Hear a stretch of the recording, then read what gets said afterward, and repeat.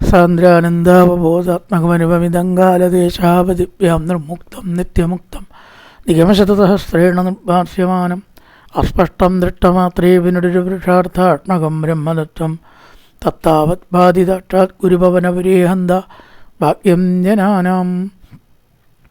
നമസ്കാരം. സനാതന ധർമ്മസംഹിതകൾ പങ്കുവയ്ക്കാനായുള്ള ചാനലായ നാദശ്രീയിലേക്ക് എല്ലാവർക്കും സ്വാഗതം. പ്രിയരെ, ചാനൽ സബ്സ്ക്രൈബ് ചെയ്യാനും ലൈക്ക് ചെയ്യാനും ഓർമ്മപ്പെടുത്തിക്കൊള്ളുന്നു.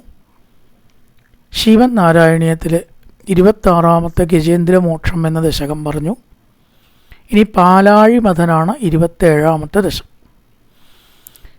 പ്രഹർഷിണി എന്ന വൃത്തത്തിലാണ് അത് രചിക്കപ്പെട്ടിരിക്കുന്നത്. ദുർവാസ സുരവനിതാപ്തദിവ്യമാല്യം ശക്രായ സ്വയമുപദായ തത്ര ഭൂയ നാഗേന്ദ്രപ്രതിമൃതിദേശശാപശക്രം കാട്ടാന്തിത്വത് ഇതരദേവതാംശജാനാം. സുരവനിതാപ്തദിവ്യമാല്യം, ദേവസ്ത്രീകളിൽ നിന്ന് കിട്ടിയ മാല, ദേവസ്ത്രീകളിൽ നിന്ന് ലഭിച്ച മാല. ദുർവാസാവ് ആർക്ക് കൊടുത്തു? ഇന്ദ്രന് കൊടുത്തു. ദുർവാസ ശക്രായ ഉപദായ. ദുർവാസാവ് ഇന്ദ്രന് കൊടുത്തു. ശക്രൻ ഇന്ദ്രൻ. ദുർവാസ സുരവനിതാപ്തദിവ്യമാല്യം ശക്രായ സ്വയമുപദായ, ഇന്ദ്രനായി കൊണ്ട് കൊടുത്തിട്ട് തത്ര ഭൂയ നാഗേന്ദ്ര പ്രതിമൃതിതേ. നാഗേന്ദ്രൻ ആന, ഐരാവതം. ഇന്ദ്രൻ്റെ ആനയാണ് ഐരാവതം. ആ ഐരാവതം അതിനെ ചവിട്ടി മാലെ. പുഷ്പത്തിൻ്റെ സുഗന്ധമൊക്കെ കേട്ടപ്പോൾ വണ്ടുകൾ വന്നു. വണ്ടുകൾ തുമ്പിക്കേമ്പിൽ കുത്തിയപ്പോൾ ആനയ്ക്ക് ദേഷ്യം വന്നു, വേദനിച്ചപ്പോൾ. ഈ മാലയാണ് ഇതിന് കാരണം എന്ന് നന്നായി അറിയുന്ന ആന അതിനെ മെല്ലെ തുമ്പിയെ കൈകൊണ്ട് വലിച്ച് താഴത്തേക്കാണ്ട് ഇട്ടു, ചവിട്ടിയാണ്ട് അരച്ചു. അതിപ്പോൾ ദുർവാസാവ് കൊടുത്ത മാലയെന്നൊന്നും ആനയ്ക്കറിയോ? ഇത് ദുർവാസാവ് അറിഞ്ഞു. ദുർവാസാവ് ഇത് കൊടുത്തിട്ടാണ് പോവുക ചെയ്തത്. വെറുതെ ഒന്ന് തിരിഞ്ഞു നോക്കിയപ്പോൾ ഇതാ മാല ആന ചവിട്ടി അരച്ചിരിക്കണു. അപ്പം എന്ത് ചെയ്തു? ശക്രം ശശാപ. ശക്രം ശക്രനെ, ഇന്ദ്രനെ ശാപിച്ചു. എന്തിനു വേണ്ടിക്കൊണ്ട്? ജരാനര ബാധിക്കട്ടെ, അകാലത്ത് ജരാനര ബാധിക്കട്ടെ. വടിയും കുത്തി വയസ്സായി, പല്ലും പോയി, ഇതൊക്കെ ചുളിഞ്ഞ് വയസ്സന്മാരായി. ശക്രം ശശാപ, ഇന്ദ്രനെയും ദേവന്മാരെയും. ശരിക്കും പറയാച്ചാൽ ദേവന്മാർ മൊത്തത്തിൽ തെറ്റ് ചെയ്തിട്ടില്ല. ഇന്ദ്രനാണ് ശ്രദ്ധക്കുറവുകൊണ്ട് മാല നശിപ്പിച്ചത്. അപ്പോൾ ഒരാൾ ചെയ്ത തെറ്റ് ചിലപ്പോൾ എല്ലാവരും അനുഭവിക്കേണ്ടി വരും. അങ്ങനെയുണ്ട് ചില കാര്യങ്ങൾ. ഇപ്പോൾ രാജാവ് ഒരു തെറ്റ് ചെയ്താൽ അതെല്ലാവരും അനുഭവിക്കണം അത്രേ. നിർത്തിയൊന്നുമില്ല, നമ്മൾ തെറ്റ് ചെയ്തിട്ടില്ല പറഞ്ഞിട്ട് കാര്യമില്ല. ഇപ്പോൾ രാവണൻ സീതയെ ദ്രോഹിച്ചു, തെറ്റ് ചെയ്തു. ലങ്കാനിവാസികൾ മുഴുവൻ അനുഭവിച്ചില്ലേ? സത്യത്തിൽ അവരെല്ലാവരും സീതയുടെ കാര്യത്തിൽ കുറ്റക്കാരാണോ? എന്ന പോലെ ദേവന്മാർ മുഴുവൻ ജരാനര ബാധിച്ചു. തത് ഇതര ദേവതാംശജാനാം.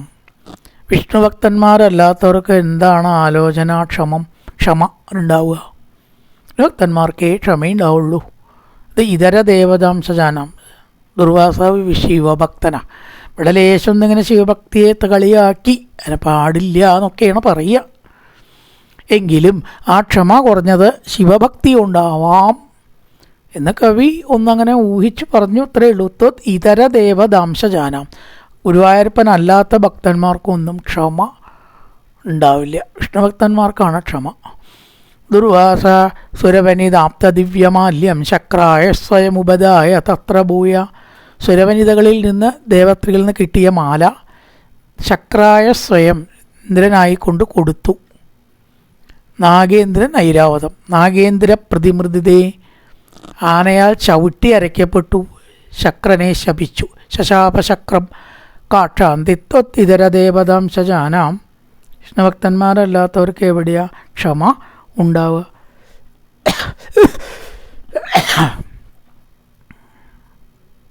ശാപേന പ്രതിതചരേഥ നിർജരേന്ദ്രേ ദേവേഷു നിഷ്പ്രഭേഷു ശർവാദ്യാകമലജമേത്യ സർവദേവ നിർവാണപ്രഭവസമംബവന്ദമാഭൂ.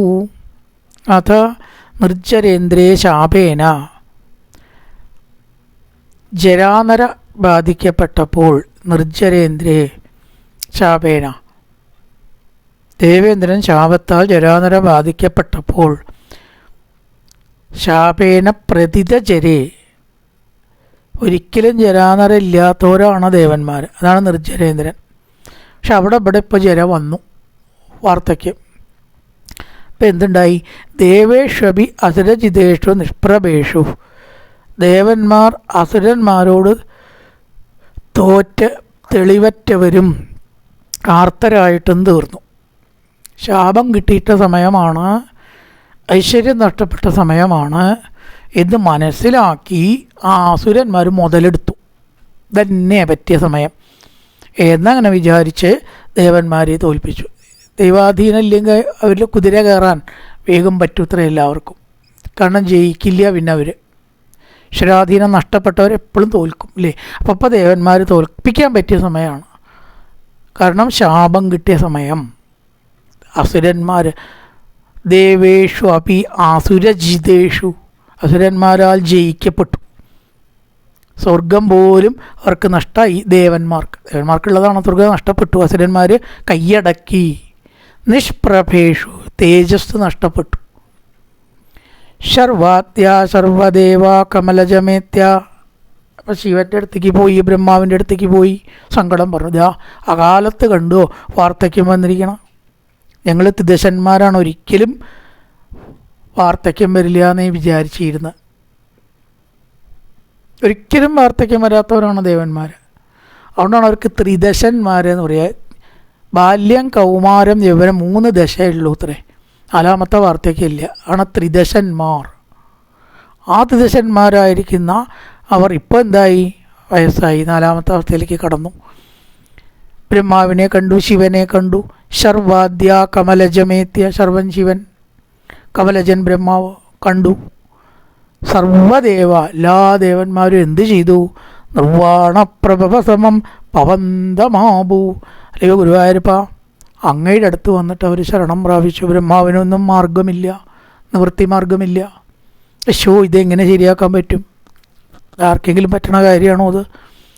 ഇല്ലേ, ചെറുപ്പാക്കാൻ പറ്റുക എന്നൊക്കെ പറഞ്ഞാൽ അത്ര നന്നായി. ഇത്ര ഉറുപ്പ്യ കൊടുത്താൽ ഇത്ര മരുന്ന് കഴിച്ചാൽ എത്ര കാലമായ എത്ര വയസ്സ് കുറയും, ഇത്ര ഡോസ് കഴിച്ചാൽ എത്ര വയസ്സ് കുറയും, അങ്ങനെ ഒരു മരുന്നുണ്ടായിരുന്നു വെച്ചാൽ എത്ര നന്നായിരുന്നു. അവിടെ പിന്നെ തിരക്കിന് യാതൊരു അന്തം ഉണ്ടാവില്ലവോ. പക്ഷെ അത് മാത്രം നമ്മൾ കണ്ടുപിടിച്ചിട്ടില്ല. ശിവന് പറ്റില്ല, ബ്രഹ്മാവിന് പറ്റില്ല. സർവാദ്യ കമലജമേത്യ സർവദേവ ഭവന്തമാബു, അങ്ങയുടെ അടുത്തേക്ക് എത്തി. അവിടെ വഴിയുള്ളൂ. എങ്ങനത്തെ അങ്ങയുടെ അടുത്തേക്ക്? നിർവാണ പ്രഭവ, മോക്ഷസുഖത്തിൻ്റെ ആസ്പദമായിരിക്കുന്ന അങ്ങയുടെ അടുത്തേക്ക്. 8ാമത്തെ സ്കന്ധത്തിലുള്ള പാലാഴി മഥനം കഥയാണ് ഇവിടെ ചുരുക്കി അനുസ്മരിച്ചിരിക്കണം. വിസ്തരിച്ചിട്ടുള്ള ഭഗവാന്റെ സ്തുതിയൊക്കെ ഉണ്ട് അവിടെ. പ്രത്യക്ഷപ്പെടാനായിട്ട് ഒരു സ്തുതി, അജാത ജന്മസ്ഥിതി സംയമായ അഗുണായ എന്നൊക്കെ പറഞ്ഞിട്ട് പ്രത്യക്ഷപ്പെട്ടപ്പോൾ ഒരു സ്തുതി, അവിക്രിയം സത്യം അനന്തമാദ്യം, അത് പ്രത്യക്ഷപ്പെടാനും അജാത ജന്മസ്ഥിതി എന്നൊക്കെ പറഞ്ഞിട്ട് വലിയ സ്തോത്രങ്ങളാണ്. അനവധി ശ്ലോകങ്ങളെ കൊണ്ട് പ്രത്യക്ഷപ്പെടാനായിട്ടൊരു സ്തുതി, അവിക്രിയം പ്രത്യക്ഷപ്പെട്ടപ്പോഴായിട്ടൊരു സ്തുതിയും. അങ്ങനെ ഭഗവാൻ അതിന് പരിഹാരം നിർദ്ദേശിക്കുന്ന ഭാഗം ആണ് ഇനി ഇവിടുന്ന് അങ്ങോട്ട്. കായേന വാച മനസേന്ദ്രിയർവാ ബുദ്ധ്യാത്മനാ വാ പ്രകൃതി സ്വഭാവാൻ കരോതി യദ്യർത്ഥകലം പരസ്മൈ നാരായണായേതി സമർപ്പയാമി. ഓം പൂർണ്ണമദ പൂർണ്ണമിദം പൂർണ്ണാൽ പൂർണ്ണമുദച്യതേ പൂർണ്ണസ്യ പൂർണ്ണമാദായ പൂർണ്ണമേവാവശിഷ്യതേ. ഓം ശാന്തി ശാന്തി ശാന്തി. ഹരി ഓം ശ്രീ ഗുരുഭ്യോ നമഃ. ഹരി ഓം.